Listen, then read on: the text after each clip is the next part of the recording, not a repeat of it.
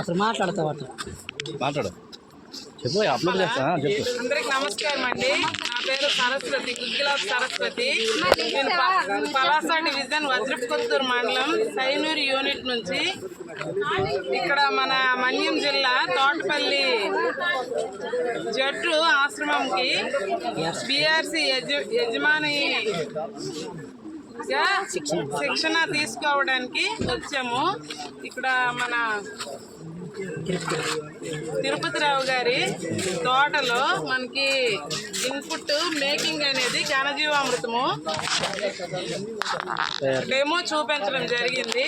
అందులో భాగంగా మాకు ఈరోజు ఇచ్చినటువంటి ఇన్పుట్ వచ్చేసి ఘనజీవామృతం. ఇది 200 కేజీల దేశీ ఆవు పేడను తీసుకున్నాము.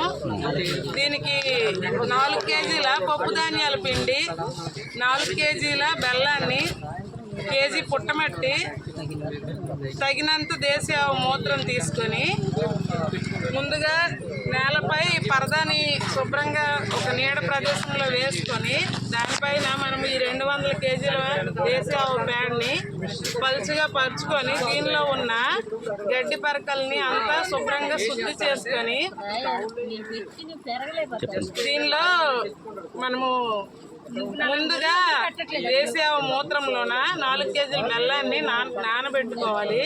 4 కేజీల పిండిని కూడాను వేరే పాత్రలో దేశీ ఆవు మూత్రంలో నానబెట్టుకోవాలి. పుట్టమట్టిని కూడాను కలిపి వేరే పాత్రలో దేశీ ఆవు మూత్రంలో నానబెట్టుకోవాలి.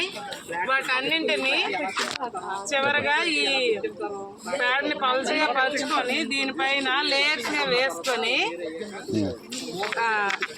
మొత్తం కలిసేలా 4-5 సార్లు మనము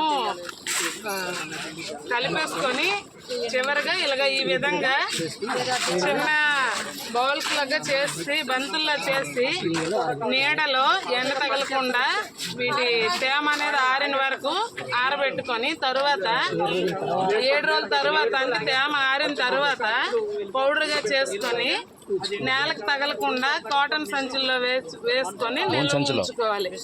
ధన్యవాదాలు.